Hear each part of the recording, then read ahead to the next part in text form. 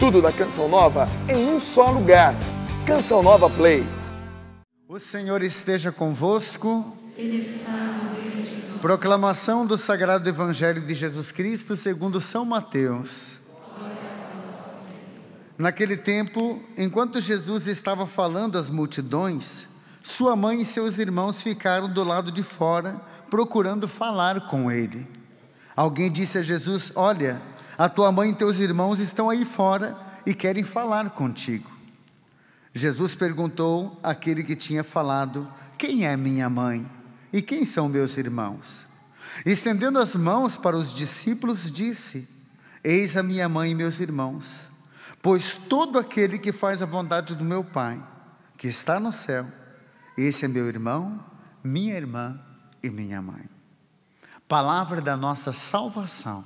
Glória a vós, Senhor.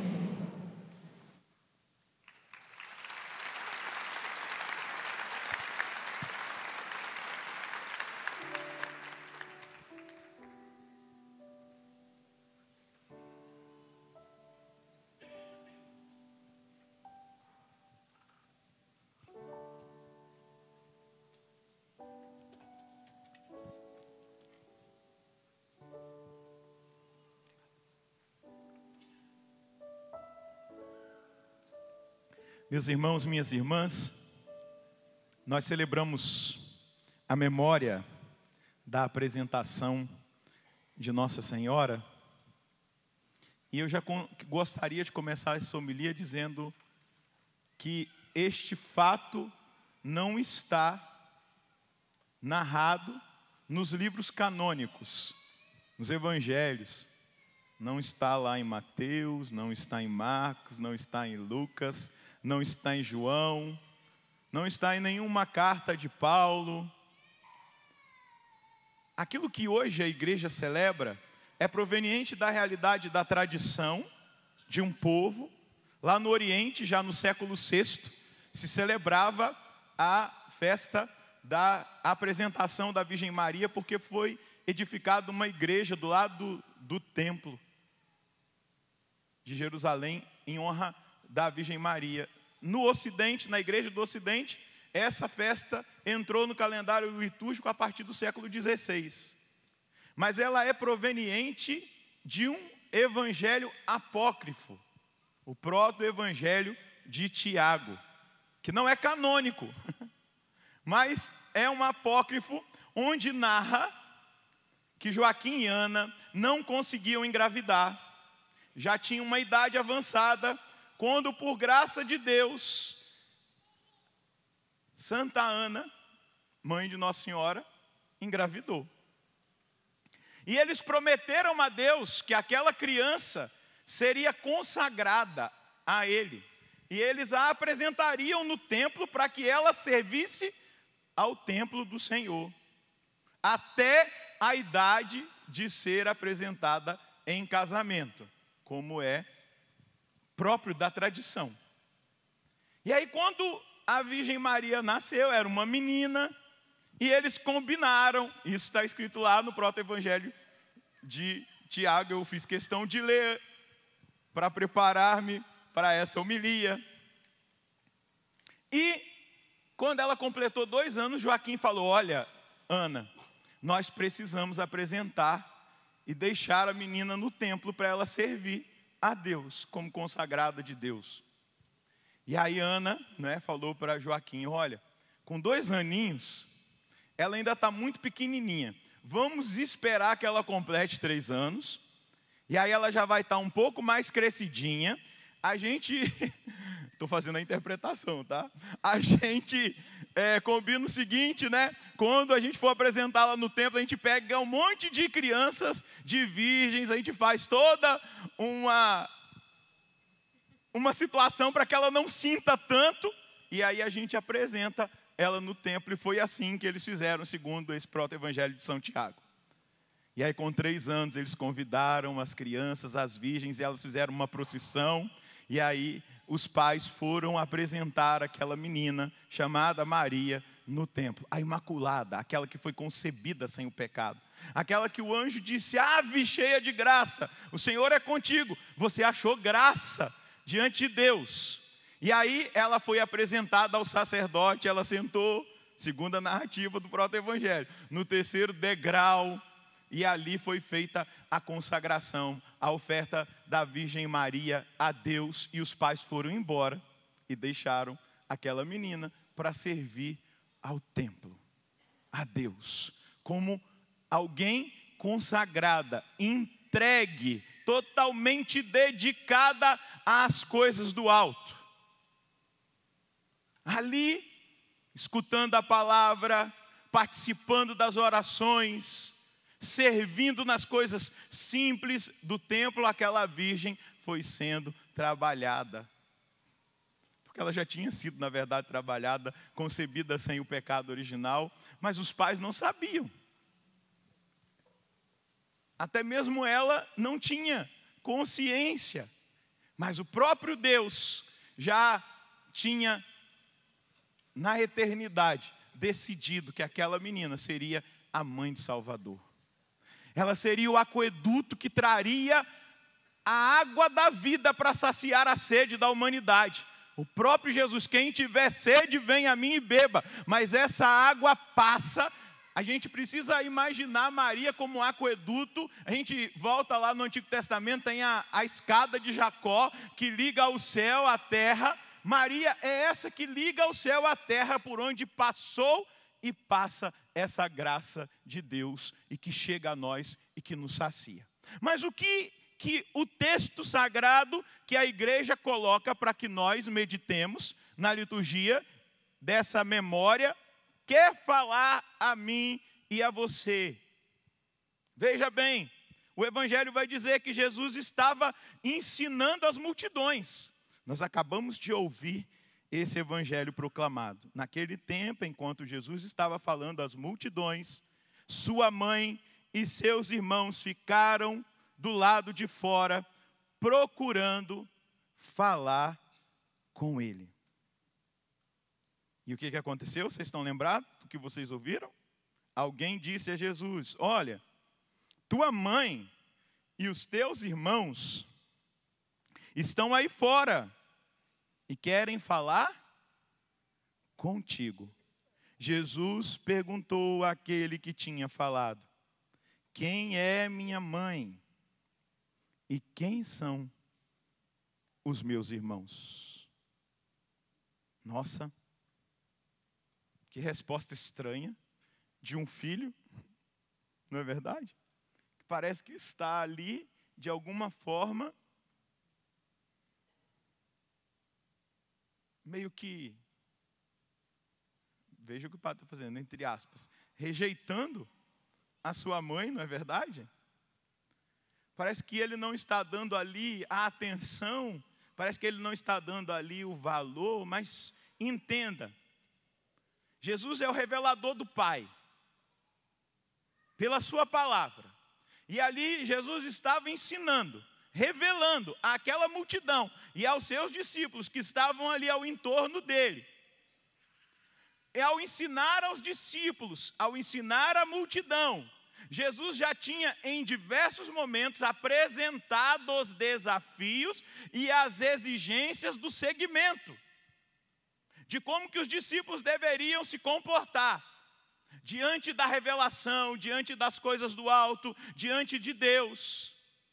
Se eu não me engano, na última quarta-feira que eu celebrei, na anterior a essa foi o Padre Edmilson, na outra eu dizia exatamente sobre a realidade de que nós precisamos fazer um caminho de maturidade espiritual e de decisão, de posicionamento, onde nós experimentemos a graça de nada se antepor a Cristo na nossa vida.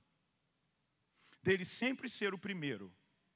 E entenda, Jesus estava ali, ele havia revelado aos seus discípulos as exigências do segmento, havia falado da dureza do discipulado, e que os discípulos precisavam deixar até mesmo as coisas mais caras. Quem não me prefere a seu pai, a sua mãe, a sua irmã, ao seu irmão, ao seu esposo, à sua esposa, aos seus filhos, não é digno de mim. Ele tinha dito isso para os discípulos, em vista do reino dos céus. Ele tinha instruído. E ele, no meio daquela multidão, diante dos seus discípulos, ele antecipadamente, na sua própria carne, mostra para eles o que é o sacrifício de renunciar à sua família.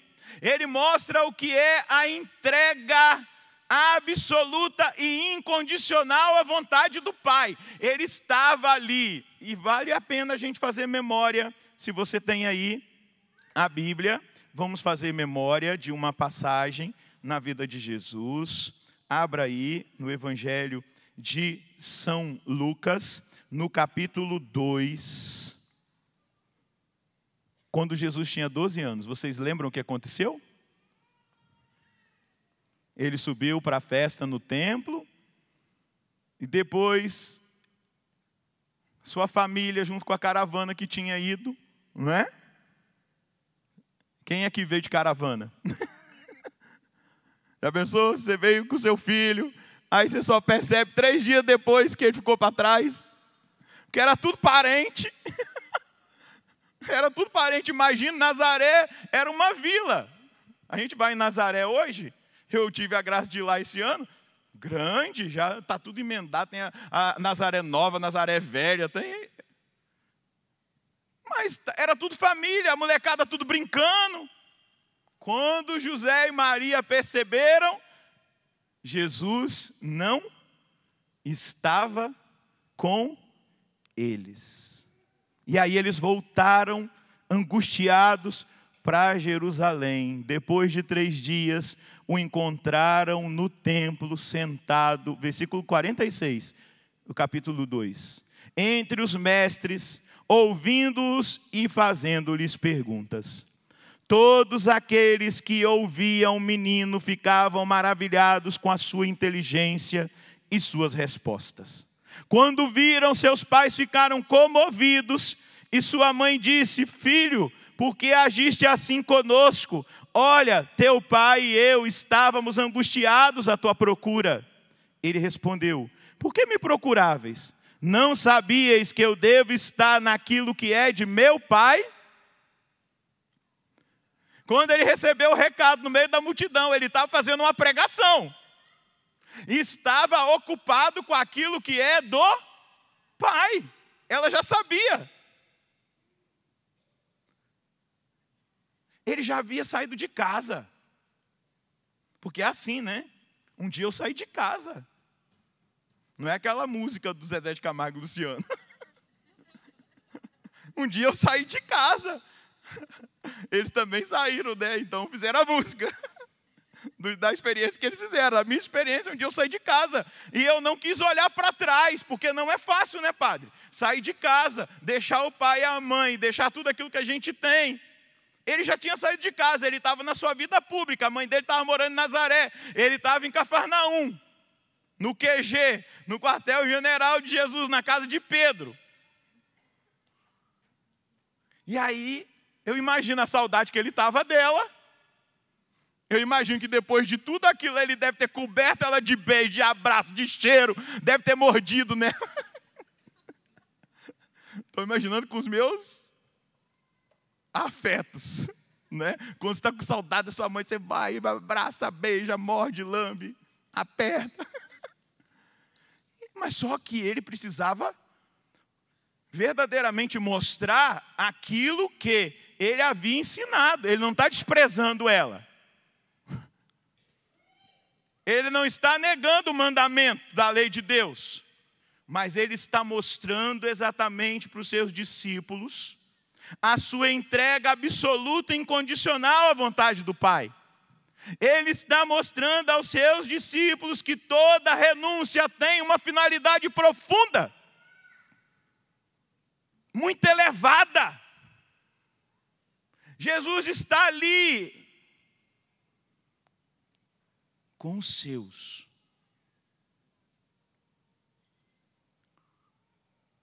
Ele está ensinando. Ele está trazendo a revelação. E ele está, naquele momento, diante de um testemunho que ele precisava prestar. A afeição materna ali naquele momento não poderia se sobrepor à obra que ele estava realizando. Todo o amor que ele tinha por ela não poderia se sobrepor à obra que ele estava realizando. Aquilo que eu estou falando para vocês, eu estou entrando dentro do pensamento de Santo Agostinho, de um bispo e doutor da igreja, que lá no ano 400 pensou sobre isso. Naquele momento, Jesus estava falando ao povo e destruindo o homem velho e edificando o homem novo. Ali no meio daquela multidão, Jesus estava libertando as almas, soltando aquelas que estavam aprisionadas. Ele estava trazendo a luz para os cegos. E nisso ele colocava todo o calor da sua vida e das suas palavras, porque ele estava cumprindo a sua missão, e nada poderia se sobrepor diante da missão que ele assumiu, nem mesmo os afetos mais legítimos de um filho por uma mãe, naquele momento não podia romper aquilo que era o chamado, a missão, o testemunho, a revelação que ele havia de trazer e de apresentar para os seus. Ali estava exatamente o Cristo Senhor, que não condena a afeição maternal, mas deu ele mesmo o testemunho, o grande exemplo de ser preciso na obra de Deus e saber não manifestar naquele momento o apego aos seus. Mas era necessário levá-los ao entendimento que ele estava edificando uma nova família, a família dos filhos e das filhas de Deus. E qual é o critério que ele coloca para que nós façamos parte da sua família? Você ouviu? Prestou atenção? Ele coloca um critério. Pergunta para quem está do seu lado: você quer fazer parte da família de Deus? Sim ou não? Mesmo diante desse desafio de colocar Deus acima de todos os afetos, e não era um afeto ilícito, não era um afeto pecaminoso, é um afeto de filho para mãe, um afeto familiar, os seus parentes estavam ali, mas ele precisava cumprir a missão. Ele diz, quando aquele que foi avisá-lo diz, a multidão, Jesus, ele pergunta: quem é minha mãe? Quem são os meus irmãos? Jesus aproveitava cada momento para formar, cada momento para edificar, cada momento para gerar no sobrenatural, para gerar vida nova. E aí, ele, estendendo as mãos para os discípulos, Jesus disse: eis minha mãe e os meus irmãos, pois todo aquele que faz a vontade do meu Pai que está nos céus, esse é meu irmão, minha mãe, minha irmã e minha mãe. Aqui está o critério para que eu e você entremos num discernimento para saber, eu faço parte dessa família? E aqui está algo que nós precisamos aproveitar dessa liturgia para nos questionar. Eu faço parte dessa família? Eu faço parte da família de Jesus, da família de Deus. Eu estou aqui me enxergando, eu estou buscando fazer a vontade do Pai que está no céu. Se eu estou lutando, se eu estou no combate, se eu estou trabalhando para isso, eu estou totalmente dentro desse lindo mistério que Jesus está revelando aqui. De uma família que se sobrepõe à família de sangue. Você conhece essa pessoa que está do seu lado? Dá uma olhada para um banco, para o outro. Que mistério tremendo, né? Eu venho aqui celebrar as quartas-feiras, já tem 12 anos que eu celebro. Passa gente por aqui de todo lugar, e todo mundo que eu vejo sentado diante de mim, apesar de eu não saber o nome, eu sei que faz parte da minha família. Eu sei que é meu irmão. Porque essa graça Jesus conquistou. Por isso que às vezes a gente encontra as pessoas e fala: Padre, parece que você mora lá na minha casa, eu te conheço, a gente é íntimo. Você entra na minha casa, Padre, tem muito tempo, já toda quarta-feira. Mas existe ainda um laço muito maior do que essa intimidade do Padre falar, que é isso que Cristo conquistou para nós, a graça de nós fazermos parte da família de Deus. E fazer parte da família de Deus significa... O que significa? Fazer a vontade do meu Pai que está no céu. Dá uma cutucada em quem está de seu lado e diga: é nós. Eis aí, minha mães, meus irmãos, pois todo aquele que faz a vontade do meu Pai que está nos céus, esse é meu irmão, minha irmã e minha mãe. Eu queria que você aplaudisse o que Jesus está dizendo e o chamado que Ele está fazendo para cada um de nós. Talvez você tenha se desligado dessa família, talvez você já buscou muito fazer a vontade de Deus, mas você desanimou. Talvez você acabou escolhendo outro caminho, o caminho do pecado, voltou para a vida velha, ou ainda nem saiu da vida velha. Mas hoje Deus está te chamando para sair da vida velha, para você entrar na família dEle, para fazer parte desse povo lindo, dessa raça eleita, desse sacerdócio santo, daqueles que foram escolhidos para povoar o céu, aqueles que têm como destino o céu. Esses são aqueles que fazem parte da família de Deus, que buscam fazer a vontade do Pai. Eu, você, nós. Segura na mão de quem está do seu lado e diga: ah, meu irmão, o mistério é grande. Aleluia. Balança a mão dele e diga: glória a Deus. Você foi escolhido para fazer parte dessa linda família. Você passou a fazer parte da família eclesial no seu batismo.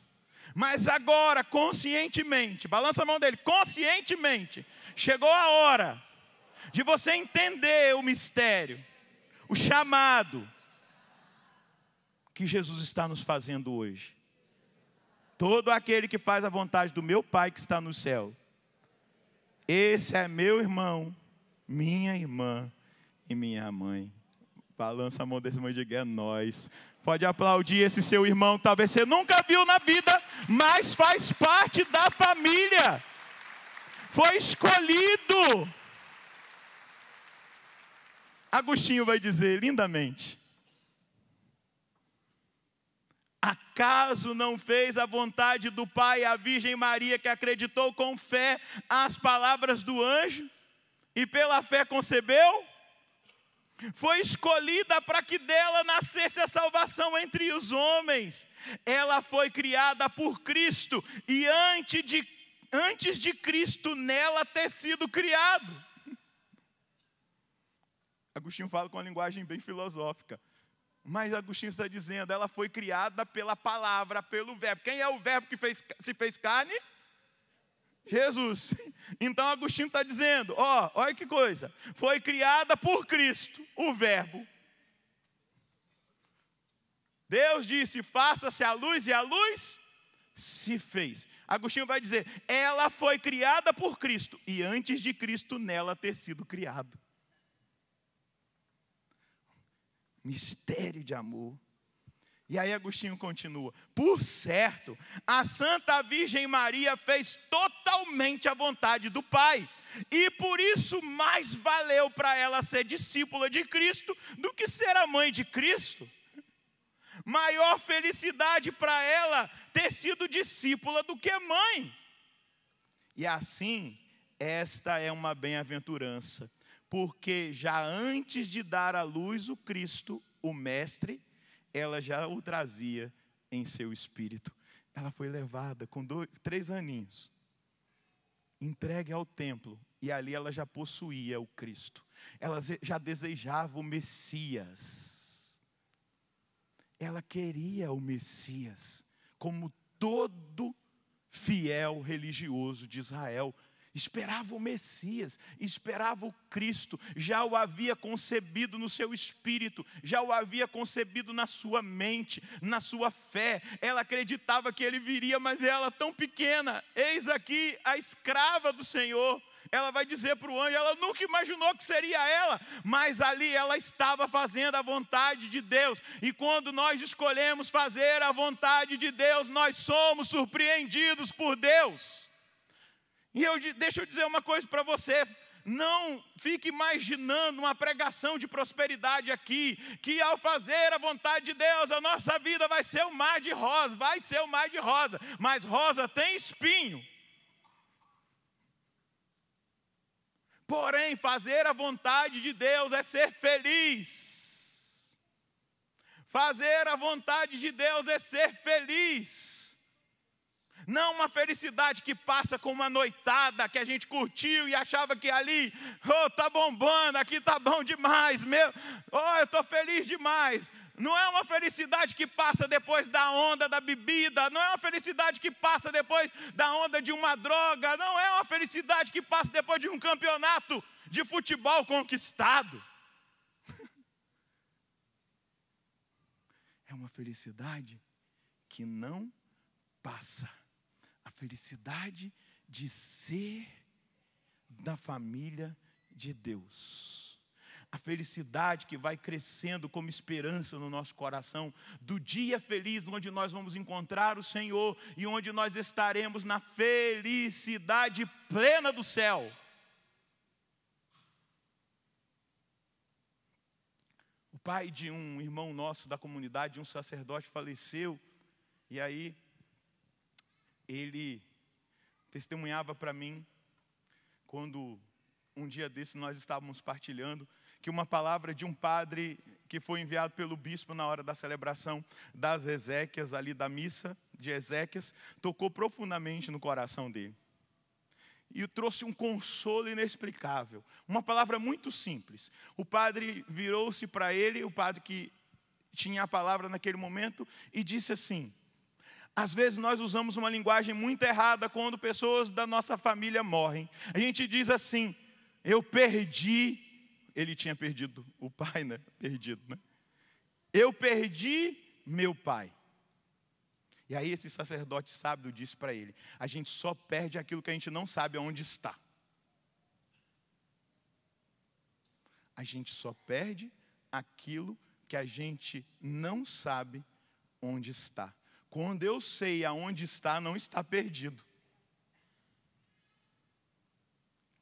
Aí está a felicidade da fé, que em meio a uma realidade de separação física, numa realidade de morte, me dá certeza, eu não perdi, porque eu sei onde está.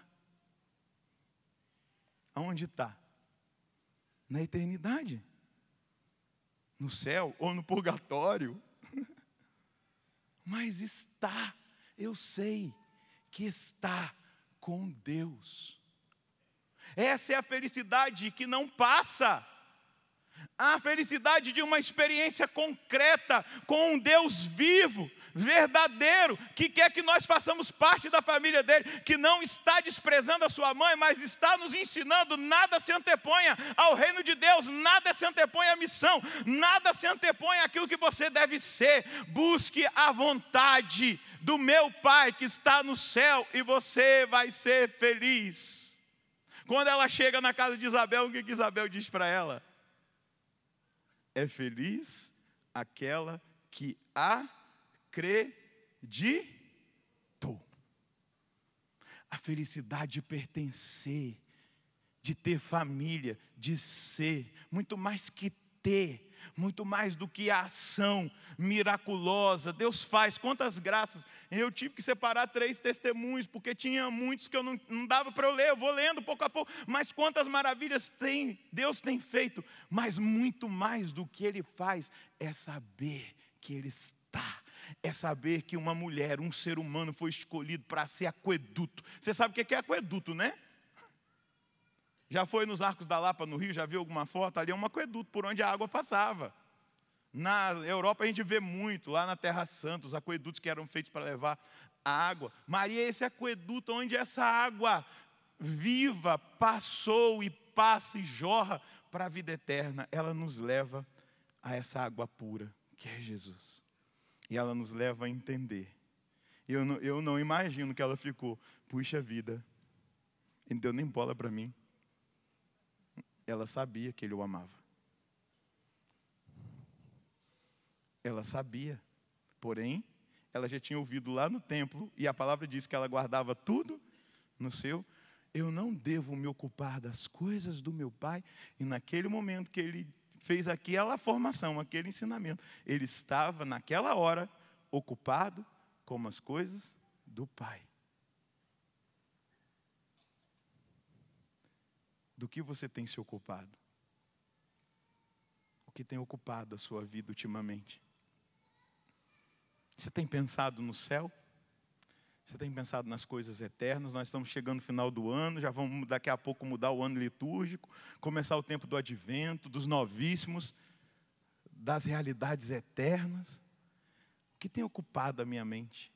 A gente vive num mundo tão materialista que a gente só preocupa em comprar. Um mundo de informações. Às vezes você está na missa pensando no que vai acontecer no próximo capítulo da série que você está assistindo. Espero que nem você não esteja pensando na novela, né? Ai, meu Deus. Pior ainda. Pior ainda. Mas a gente está se ocupando de tantas coisas e deixando aquilo que é essencial de escanteio. O que tem ocupado a minha, a sua, a nossa vida. Se ocupe mais das coisas do alto. Se ocupe mais da palavra. Se ocupe mais da oração, se você não estava se ocupando. Se ocupe mais com as coisas do céu. Se você precisa colocar a sua vida em ordem, precisa de uma confissão, vai. Arruma a sua casa. Prepara o seu coração. Daqui a pouco nós vamos celebrar Natal. E hoje, na apresentação da Virgem Maria, eu quero ser também alguém que consagra a sua vida, o seu interior, a sua história a Deus. Porque consagrar-me a Ele quer dizer, eu quero fazer a sua vontade. Se você quer, feche os seus olhos. Hoje Deus está te visitando nessa memória. Deus está me visitando nessa memória da apresentação da Virgem Maria. E eu quero me ocupar das coisas do meu Pai. Quero colocar as coisas em ordem na minha vida. Talvez os afetos estejam ocupando tudo. Talvez os desejos desordenados, carnais, as paixões, estejam ocupando tudo. Eu estou me ocupando só disso. Infelizmente, quantos jovens ocupados à pornografia. Quantas pessoas ocupadas à mentira. Mas hoje, no entendimento que a palavra nos dá, nós queremos dizer para Deus do fundo do nosso coração, eu quero, Senhor, eu quero me ocupar das coisas do alto. Eu quero, Senhor, eu quero fazer a vontade do Pai que está no céu. Eu quero pensar no reino. Eu quero pensar na morada eterna. Essa vida é tão passageira. Essa vida é tão fugaz. E aqui eu faço essa vida fugaz valer a pena, buscando o Senhor, amando o Senhor, servindo ao Senhor, agradando ao Senhor, amando ao Senhor, sendo consagrado. Já fui pelo batismo, mas agora, por decisão racional, consciente, de fé, eu me decido nessa noite a fazer a vontade do meu Pai que está no céu. Abraça o seu peito. Feche os seus olhos e escuta essa canção. Deixa essa canção entrar no seu coração. Deixa ela te ajudar a rezar. Entra agora no juízo, na intimidade, na sala do trono. Entra agora. Neste templo onde você se apresenta e é apresentado agora a Deus. E deixa Ele te conquistar. Deixa Ele devolver sabor à sua vida. Deixa Ele tirar o peso da obrigação. Deixa Ele devolver agora a você essa graça da caridade, do amor, que nos faz ser capazes de renunciar a tudo por causa dEle.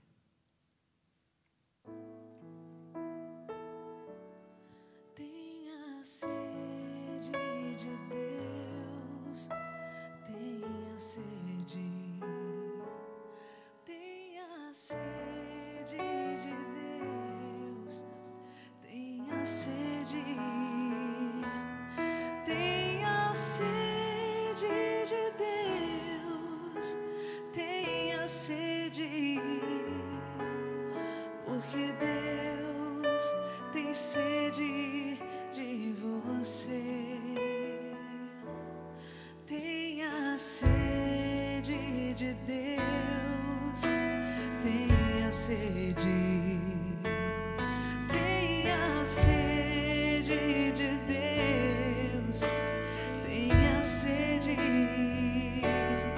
tenha sede de Deus, tenha sede, porque Deus tem sede de você.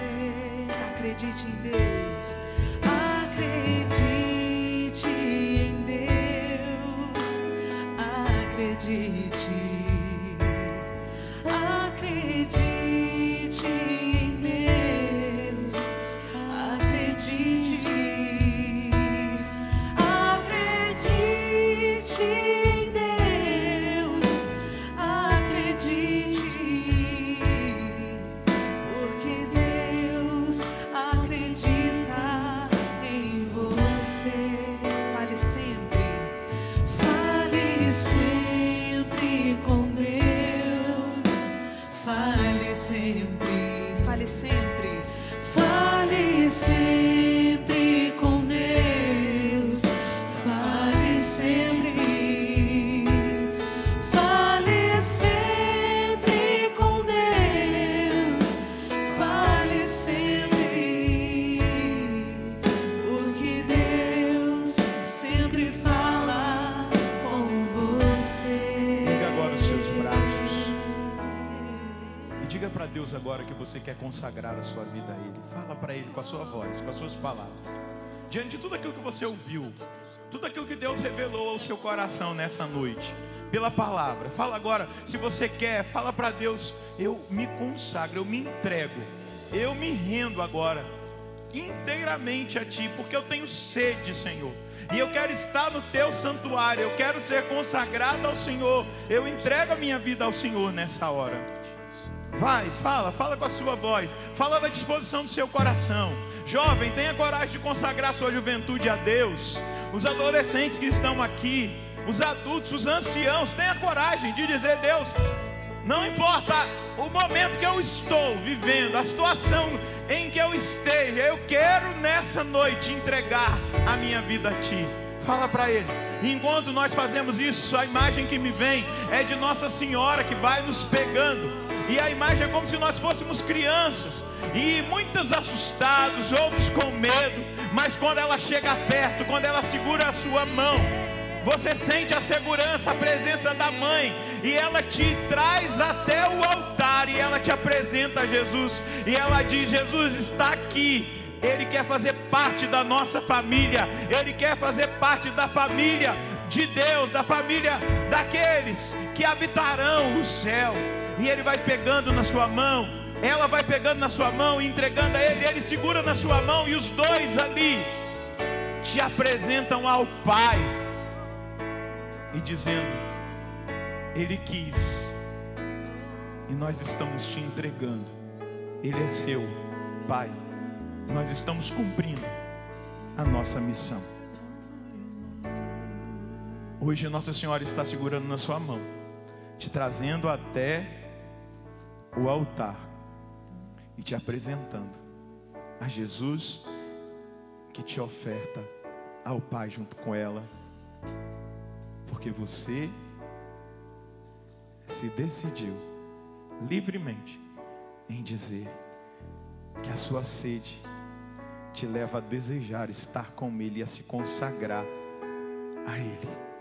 Diga obrigado, obrigado, obrigado Virgem Maria, obrigado Jesus, obrigado Pai, obrigado Espírito Santo, obrigado por essa graça, obrigado por aquilo que está acontecendo em nós, aquilo que está acontecendo aqui em casa, tantas pessoas tocadas, outras que vão receber depois dessa mensagem e serão tocadas. Obrigado pela obra que agora se realiza no meio de nós, aquilo que o Senhor opera, que o Senhor transforma, que o Senhor faz acontecer.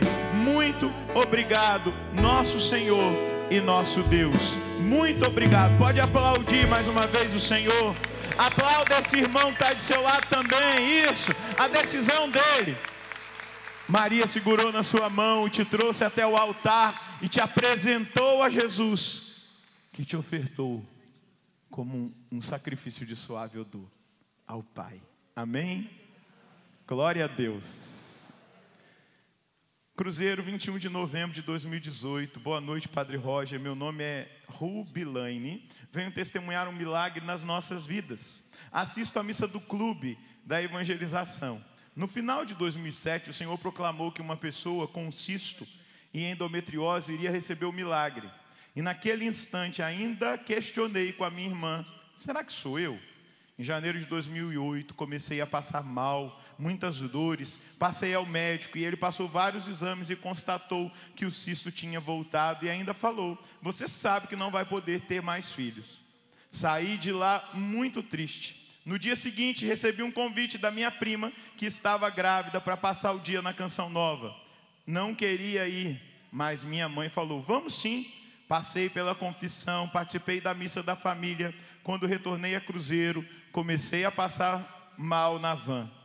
O milagre que Deus me enviou está aqui hoje, comemorando o meu aniversário comigo. As minhas gêmeas, que estão com 10 anos. Eu venho testemunhar esse grande milagre nas nossas vidas. Onde está as gêmeas que estão com 10 anos? Acho que a mamãe está fazendo aniversário hoje. Estão aí, se tiver, me entregaram aqui o papel. Estão aí? Aonde?